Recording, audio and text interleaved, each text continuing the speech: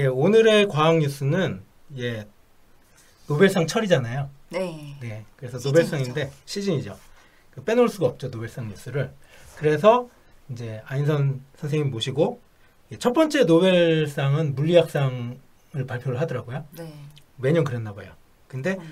올해 물리학상은 예, 블랙홀의 존재를 입증한 3명의 과학자한테 돌아갔다고 합니다. 네. 작년에 이어 두 번째로 그러니까요. 연달아 천문학 쪽에서. 그러니까요.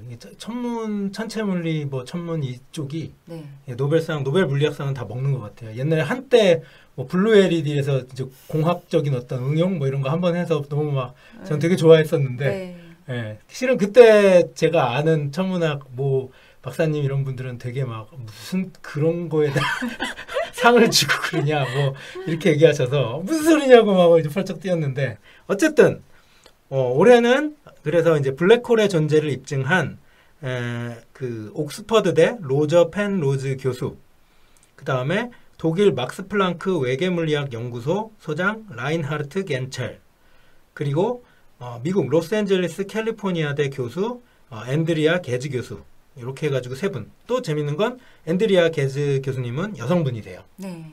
예, 그렇게 해서 물리학상 4번째라고 그러시더라고요. 여성이. 네. 야, 옛날에 그 저기 X선 발견한 저기 누구죠? 퀴리 부인 2번 타신 거 그거 포함해서 네. 그 거의 남성들이 다 독식을 했던 거네요. 네. 물리학상이 특히 짰어요. 여성에 대해서. 근데 이번에 타신 거예요. 타셨는데 거기다가 젊기도 해요. 55세. 55세. 네, 맞아. 이거 원래 돌아가시기 직전에 받으시거든요. 그 면에서 또 재밌는 게 이 여성분이 타셨다, 그 젊은 여성 교수님이 타셨다는 거랑 그다음에 로저 펜로즈 교수분은 이제 연배가 네. 예, 89세, 네. 89. 이분이 실은 저분이랑 같이 연구하신 거죠. 그 호킹? 예, 스티븐 호킹 네. 박사님이랑 같이 연구를 하신 분이니 연배가 정말 많으신 분이라서 그렇죠. 예, 어떤 분들이 저희 그 과학 뉴스 한다고 그러니까 그 얘기를 하시더라고요. 그 스티븐 호킹 박사 얘기를 하면서 역시 오래 살고 볼 일이다. 그럼요. 예, 이런 얘기를 꼭 해야 된다. 그럼요. 예, 건강하게 오래오래 살아야 그렇죠. 된다. 예. 그래서 요 3분이 타신 게 오늘 뉴스의 주제입니다. 네. 예. 근데 이제 아마 이게 저희가 보통 10분 내외로 예, 과학 뉴스를 하는데 이거를 제가 조사를 해보니까 그렇더라고요. 첫 번째로 안인선 선생님한테 여쭤봐야 될 게 그거예요. 블랙홀의 존재를 얘기하기 전에 먼저 알아야 될 게 예, 저희가 이름만 잘하는 그 과학자 있잖아요. 과학자 그러면 그냥 뭐죠? 일러스트로도 맨날 나오고 하는 그 혓바닥 이렇게 하고 내밀고 있는 우리의 아인슈타인 형님. 네. 예, 알베르트 아인슈타인 박사님의 네.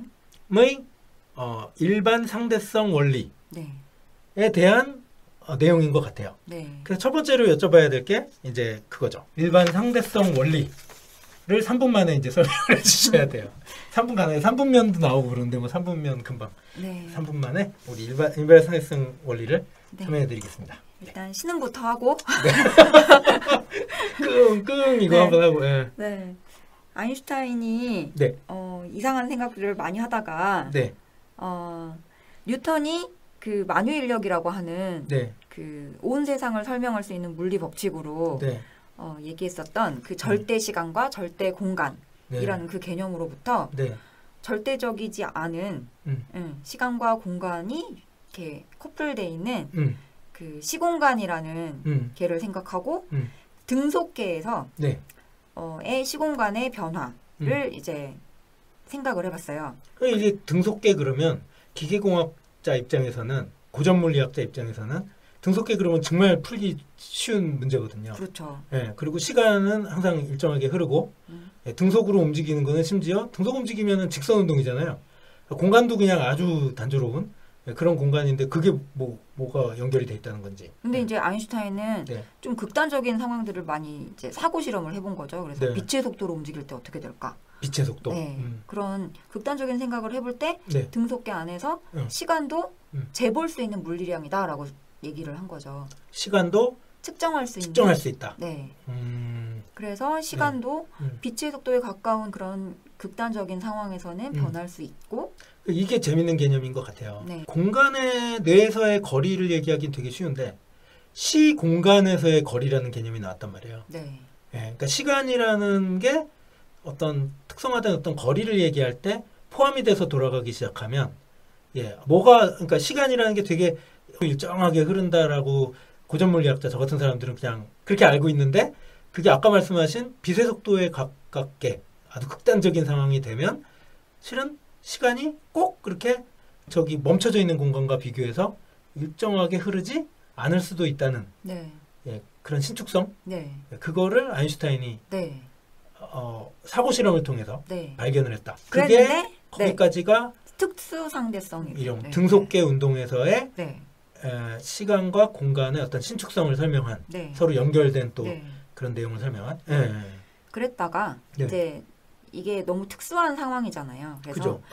일반적으로 일반화시키기 위해서 등속이 아닌 즉 그죠. 가속이 있는 계에서도 네. 이 법칙이 성립하는지를 이제 또 사고 실험을 했어요. 네. 그래서 거기에서 가속계에서의 그 관성력들을 생각하면서 그 관성력과 그리고 중력이 있는 곳에서 우리가 느끼는 중력과 네. 다르지 않다라는 것을 또 알게 됐어요. 네. 그게 바로 일반 상대성 이론의 핵심이라고 할 수 있는 등가 원리고 그래서 중력이 작용하는 곳에서의 이 중력은 어떻게 기술을 해야 할 것인가를 고민을 했어요. 뉴턴 아저씨는 원래 있는 거 아니야? 라고 얘기를 한 거고 사과가 네. 막 뚝뚝 떨어지고 하니까 그렇죠. 근데 아인슈타인은 이것도 뭔가 이유가 있지 않을까? 네. 라고 해서 중력을 설명하고 싶었던 거겠네요. 네. 네.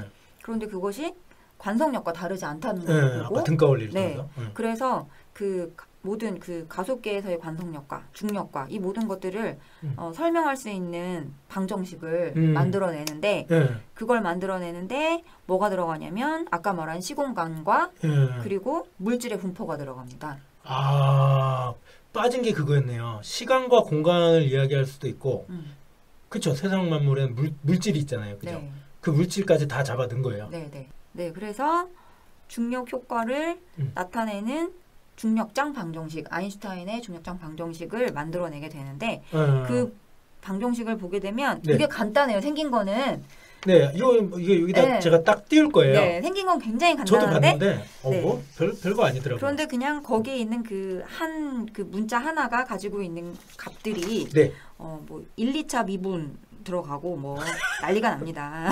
미분 이거 들으시는 분들 중에 미분 나오면 꺼버리실지도 몰라요. 네. 그래서 거기에 그 물질들의 분포도 들어가게 되고 그 시공간을 나타내는 매트릭 텐서라는 것이 들어갑니다. 그래서 그 방정식을 푼다는 것이 굉장히 쉽지 않은 건데 아인슈타인이 이 방정식을 세상에 내놓은 지 1년 만에 슈바르츠 쉴트라는 사람이 첫 번째로 풉니다. 그래서 이가 죄송한데 해가 하나짜리예요? 아니요, 해가 여러 가지. 여러 개의 해가 나올 수 있는 좀 열린 식인가 보네요. 그런 것 같습니다. 아까 그 슈바르트 실츠라는 사람이 무슨 짓을 했나요? 이분이 그 회전하지 않는 블랙홀. 그러니까 중력이 무한대로 큰 그 어떤 특이점에 대한 해를 구합니다. 그 식 하나에서? 네.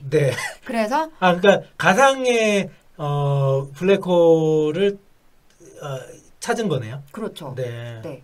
그리고 이번에 노벨 물리학상을 받으신 펜로즈 이분도 호킹과 함께 연구를 스티븐 호킹 같이 작고하신. 그렇죠. 그래서 이제 스티븐 호킹도 살아계셨으면 아마 받으셨겠죠. 너무 모양 멋있었을 것 같은데. 스타잖아요. 네, 맞아요. 그래서 그 펜로즈 그분이 여러 가지를 했는데 그 중에 그 우주팽창의 해도 구하셨어요. 그것도 일반 상대성 이론에서 나오는 거거든요. 그 해도 수학적으로 푸셨고 그리고 이제 아까 그 슈바르츠 쉴트는 회전하지 않는 블랙홀에 대한 해를 구했다고 했는데 회전을 하는 블랙홀도 있어요. 회전을 하는 블랙홀의 해를 구하셨어요. 그래서 그 회전을 하는 블랙홀이 여러분 인터스텔라라는 영화에서 가르강티아. 네. 저 좋아하는 영화라서 진짜 여러 번 봤는데 그때 이제 그 근처에 뭔가 빛 같은 건가? 그런 게 이렇게 회전하는 느낌 들죠? 수직 수평으로 이렇게 확 돌고 있는 거예요. 그 중력 렌즈 효과를 이제 킵손 교수님이 이제 그걸 계산을 해서 또 이렇게 연출을 하신 거라고 하더라고요. 근데 거기 나오는 것 중에 그 쿠퍼가 네.